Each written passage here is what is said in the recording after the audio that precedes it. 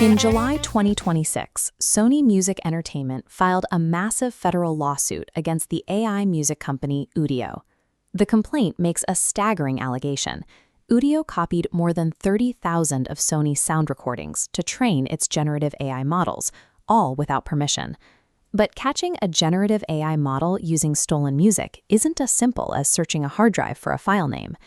AI training datasets are enormous, opaque, and intentionally complex. Uncovering unauthorized assets hidden at that scale requires forensic tools that go far beyond how we traditionally track digital files. For years, the music industry relied on the ISRC, or International Standard Recording Code. Think of an ISRC like a license plate for a song. It helps administrators track royalties, but it's an administrative identifier, just metadata, meaning it can be typed in wrong, accidentally deleted, or intentionally stripped away. Then there are cryptographic hashes. A hash is a digital value calculated directly from a specific file. It tells you if two files are identical, but it only works if the file is a byte-for-byte exact digital match.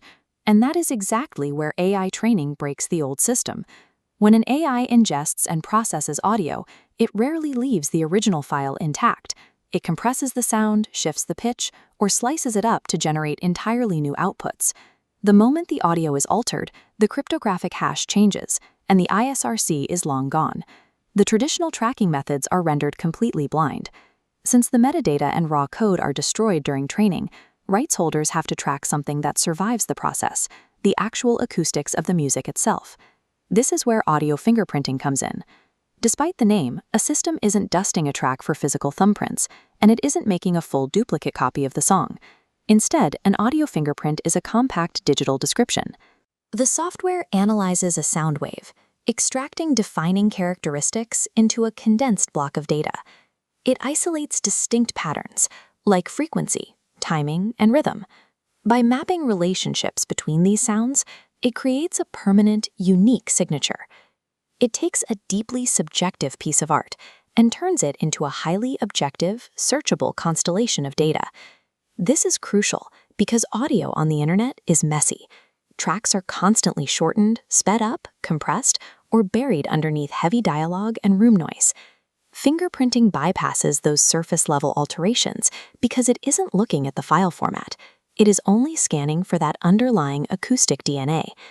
Unlike a cryptographic hash, which fails if a single byte changes, a robust fingerprinting system can recognize a song even if an AI model has severely degraded or modified the audio output.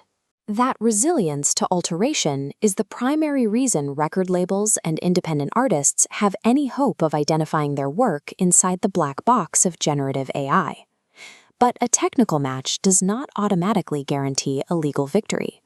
Fingerprinting algorithms have strict limitations, and depending on the audio quality, they can produce false positives or highly uncertain results. In the eyes of the law, an algorithmic match is best viewed as an investigative lead. It points you toward a possibility, not an absolute proof of copyright infringement. The software might correctly identify a drum loop, but it cannot explain who actually owns the master recording, whether the composition was properly licensed, or if a fair use defense applies. Technology can point you to the right door, but if you can't legally defend that match in a courtroom, the algorithm's discovery is useless. Once the fingerprinting software flags a stolen track, the burden shifts entirely back to the human creator and their business records. To prove copying, you must have a pristine reference master, a clearly identified, verified file showing exactly which version of the audio was commercially released. You also need a flawless chain of title and signed split sheets to definitively prove who holds the rights to the underlying composition. A major label like Sony has entire departments, forensic data scientists, and veteran legal teams dedicated to maintaining and investigating these records. Most independent artists do not. The AI copyright fight won't be won by whoever has the best tracking algorithm. It will be won by the artists who have the immaculate documentation required to prove what is rightfully theirs.